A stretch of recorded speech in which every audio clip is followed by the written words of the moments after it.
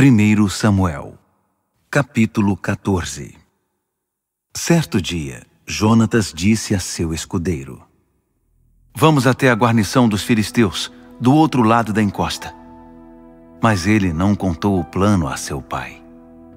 Enquanto isso, Saul continuava acampado debaixo de uma romanceira, na fronteira de Gibeá, em Migron. Havia cerca de 600 homens com ele. Entre eles estava Aias, que carregava o colete sacerdotal. Ele era filho de Aitube, irmão de Icabode, filho de Finéias, neto de Eli, sacerdote do Eterno em Siló. Ninguém sabia que Jonatas tinha se ausentado.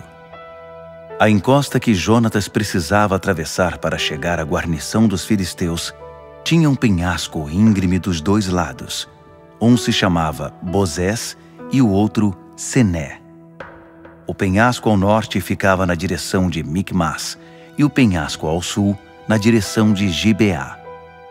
Jonatas disse ao seu escudeiro: "Vamos até a guarnição desses incircuncisos. Talvez o Eterno nos favoreça. O Eterno não depende de um grande exército para nos livrar. Quando o Eterno resolve salvar, ninguém tem poder para impedi-lo." O escudeiro disse: "Vamos em frente. Faça o que achar melhor. Estou com você." Jonatas disse: "Faremos o seguinte: atravessaremos a encosta e deixaremos que eles nos vejam. Se disserem parem, não se mexam até que revistemos vocês, ficaremos parados ali, não subiremos. Mas se disserem venham para cá, subiremos, porque significa que o Eterno os entregou em nossas mãos. Esse será o sinal para nós." Foi isso que os dois fizeram. Foram para um lugar no qual podiam ser vistos pela guarnição dos filisteus. Os filisteus gritaram: "Vejam lá! Os hebreus estão saindo dos esconderijos!" Eles gritaram para Jonatas e seu escudeiro: "Subam para cá! Queremos mostrar uma coisa a vocês!" Jonatas gritou para o escudeiro: "Vamos, siga-me! O Eterno os entregou nas mãos de Israel." Jonatas subia engatinhando, e seu escudeiro vinha logo atrás. Quando os filisteus se aproximavam deles, Jonatas os derrubava, e o escudeiro logo atrás os matava, esmagando a cabeça deles com pedras. Nesse primeiro confronto, Jonatas e seu escudeiro mataram cerca de 20 homens. Isso provocou tumulto no acampamento e no campo de batalha, tanto entre os soldados do destacamento quanto entre as tropas de ataque. O alvoroço foi grande como nunca visto antes. As sentinelas de Saul em Gibeá de Benjamim perceberam o tumulto no acampamento dos filisteus. Saul deu ordens: "Formem os pelotões, contem os soldados, vejam quem está faltando." Depois de contar os soldados, verificaram que Jonatas e seu escudeiro estavam faltando. Saul deu ordens a Aías: "Traga o colete sacerdotal. Vejamos o que Deus tem a dizer." Naquele tempo, Aías era responsável pelo colete sacerdotal. Enquanto conversava com o sacerdote, a confusão entre os filisteus se intensificou, e Saul disse a Aías: "Deixe de lado o colete." Imediatamente Saul convocou seu exército e partiram para o ataque. Quando se aproximaram, viram que os filisteus estavam desnorteados. Chegavam a matar uns aos outros com suas espadas. Os hebreus que tinham desertado para o exército filisteu retornaram. Eles voltaram a se unir aos israelitas sob o comando de Saul e Jonatas. Além disso, quando todos os israelitas que estavam escondidos nas regiões remotas de Efraim souberam que os filisteus estavam fugindo, saíram dos seus esconderijos e se juntaram à perseguição. O Eterno livrou Israel naquele dia. A batalha avançou até Bet-Aven. Todo o exército seguia a Saul. 10.000 homens valentes. A batalha se espalhou por toda a região das montanhas de Efraim.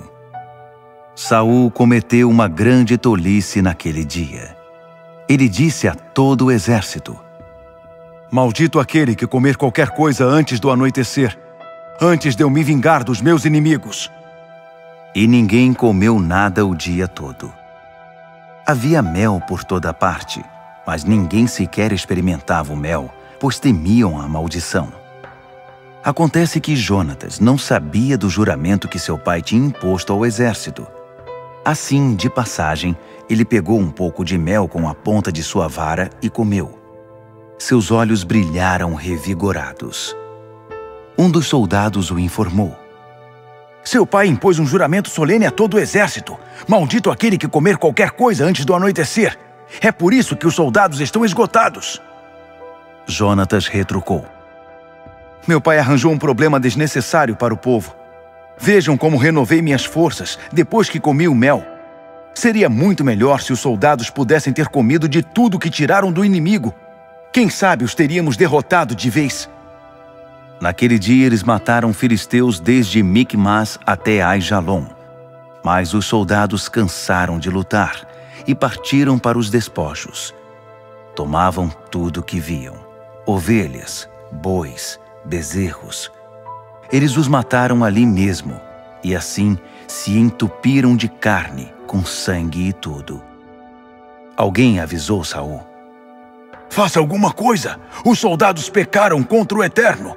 Eles estão comendo carne com sangue. Saul respondeu.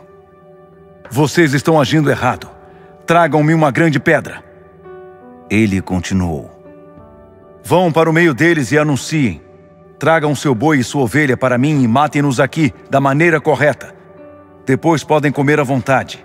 Não pequem contra o Eterno, comendo carne com sangue. Todos obedeceram. Naquela noite, cada soldado trouxe seu animal para ser abatido. Foi assim que Saul edificou um altar ao Eterno, o primeiro altar que ele construiu para Deus.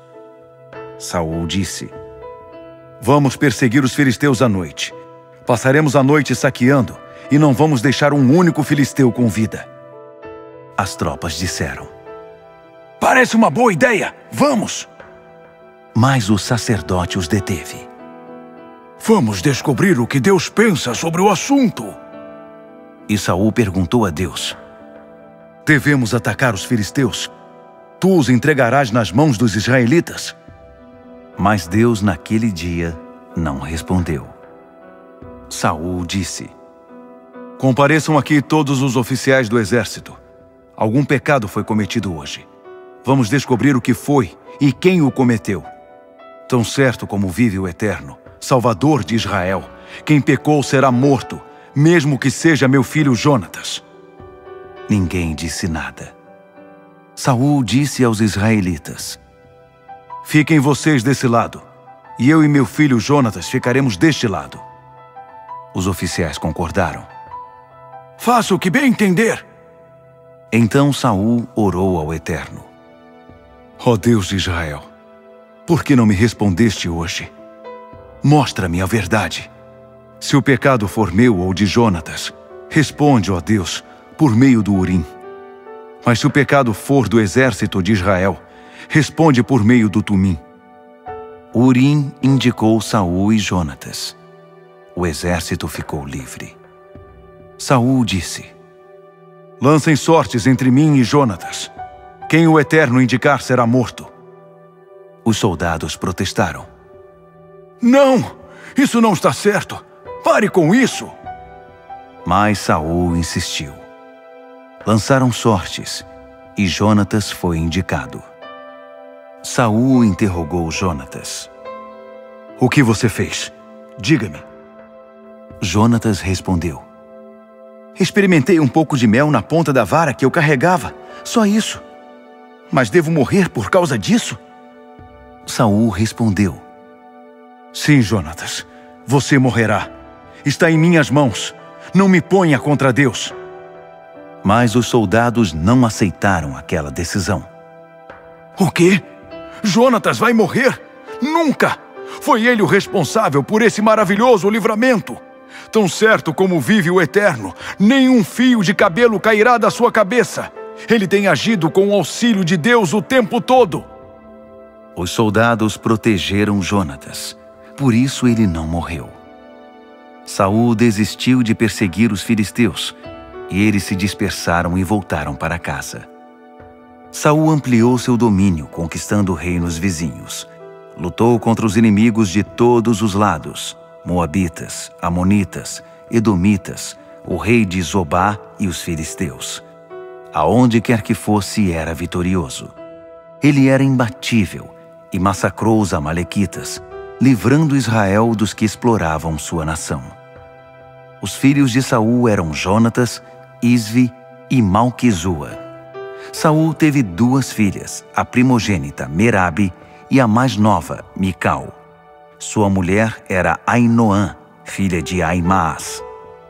Abner, filho de Ner, era o comandante do exército de Saul. Ner era tio de Saul. Quis, pai de Saul, e Ner, pai de Abner, eram filhos de Abiel. Durante toda a vida de Saul, houve guerra feroz e implacável contra os filisteus. Saul recrutava todo guerreiro e todo homem valente que encontrasse. 1 Samuel, capítulo 15. Samuel disse a Saul: O Eterno me enviou para ungir você rei sobre o seu povo Israel. Agora escute o que o Senhor dos Exércitos de Anjos diz. Vou me vingar dos amalequitas pelo que fizeram contra Israel quando saía do Egito. Portanto, ataque os amalequitas. Submeta todos os pertences dos amalequitas à santa condenação, sem exceção. Você deve destruir tudo: homens e mulheres, crianças, bebês, gado e ovelha, camelos e jumentos. Saul convocou o exército, que se reuniu em Telaim.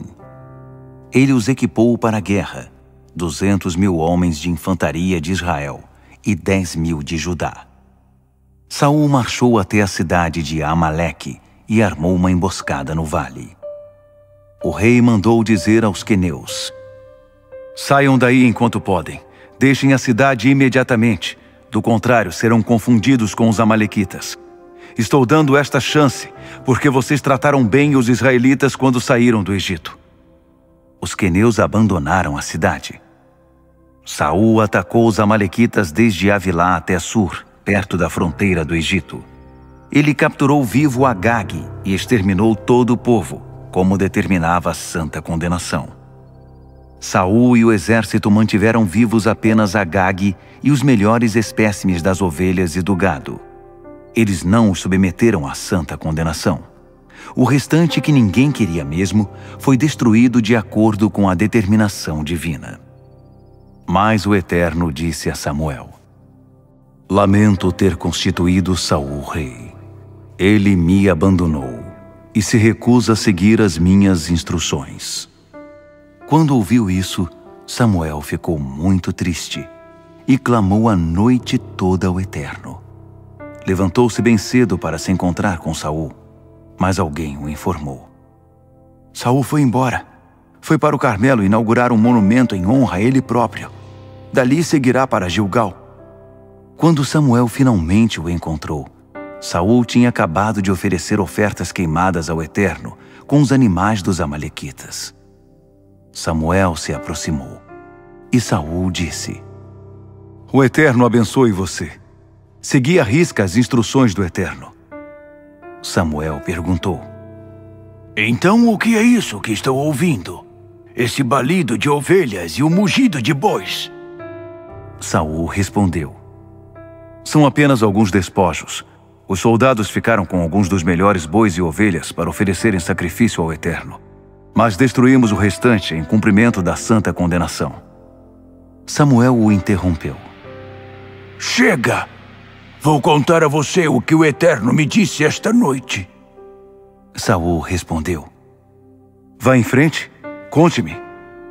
Samuel disse: Você não era nada quando foi escolhido e sabe disso. O Eterno o constituiu líder e você se tornou rei sobre todo Israel. Depois o Eterno enviou você para cumprir essa missão com a seguinte ordem: Vá e submeta esses pecadores amalequitas à santa condenação. Ataque-os até que tenha exterminado todos eles. Agora me diga, Por que você não obedeceu ao Eterno? Por que tomou todos esses despojos? Por que cometeu esse erro, sabendo que o Eterno está sempre observando você? Saul se defendeu. Do que você está falando? Eu obedeci ao Eterno. Fiz tudo o que ele me mandou. Capturei o rei Agag e destruí os amalequitas nos termos da santa condenação. Os soldados apenas pouparam os melhores bois e ovelhas para oferecer ao Eterno em Gilgal. Qual o problema nisso? Samuel respondeu.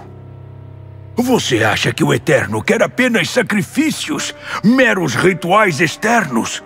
Ele quer que você o escute.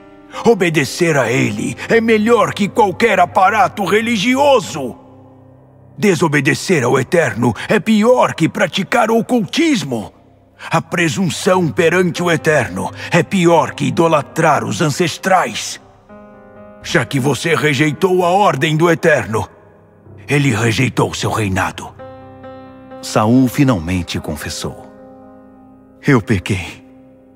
Fiz pouco caso das ordens do Eterno e das suas instruções. Fiquei mais preocupado em agradar ao povo. Fui influenciado pelos outros. Peço que você perdoe meu pecado. Segure a minha mão e me conduza até o altar, para que eu possa adorar ao Eterno. Mas Samuel disse: Não posso ajudar você nisso. Você rejeitou a ordem do Eterno. Agora, o Eterno o rejeitou como rei de Israel.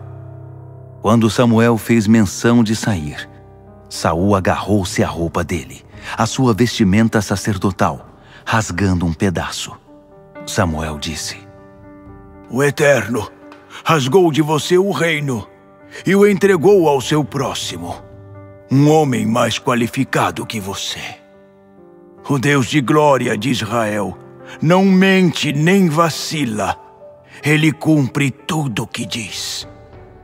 Saul insistiu: Reconheço que pequei, mas não me abandone. Ajude-me com a sua presença diante dos líderes e do povo. Volte comigo para adorar ao Eterno. Samuel voltou com ele. Saul prostrou-se diante do Eterno e o adorou. Samuel ordenou: Tragam-me Agag, rei dos amalequitas. Agag foi trazido arrastando o pé e resmungando que preferia estar morto. Samuel disse: Assim como a sua espada fez que muitas mães perdessem seus filhos, hoje também sua mãe será como uma daquelas mulheres sem filhos. E despedaçou Agag na presença do Eterno em Gilgal. Samuel deixou Ramá imediatamente, e Saul voltou para sua casa em Gilgal. Dali em diante, Samuel não teve mais contato com Saul, mas tinha muita pena dele. O Eterno lamentou ter constituído Saul rei sobre Israel. 1 Samuel, capítulo 16. O Eterno disse a Samuel: Até quando você vai ficar lastimando por causa de Saul? Você sabe que o rejeitei como rei de Israel. Agora encha seu frasco de óleo e vá a Belém, a casa de Jessé. Encontrei entre os filhos dele o rei de que preciso. Samuel disse: Não posso fazer isso. Saul ficará sabendo e me matará. O Eterno respondeu: Leve um novilho com você e diga que vai adorar ao Eterno e sacrificar o novilho. Não deixe de convidar Jessé. Depois, direi o que você deve fazer e mostrarei quem você deverá ungir. Samuel seguiu as instruções do Eterno.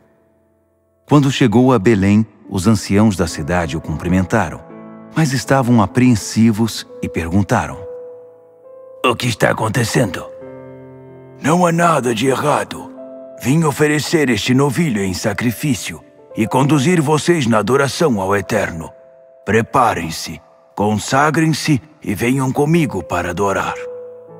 Ele fez que Jessé e seus filhos também se consagrassem e os convidou para a adoração. Quando chegaram, Samuel ficou observando Eliabe e pensava: deve ser esse o ungido do Eterno. Mas o Eterno disse a Samuel: não olhe para o exterior. Não fique impressionado com sua aparência e estatura. Eu já descartei esse. O Eterno não julga as pessoas pelos padrões humanos. Os homens e as mulheres olham para a aparência, mas o Eterno vê o coração.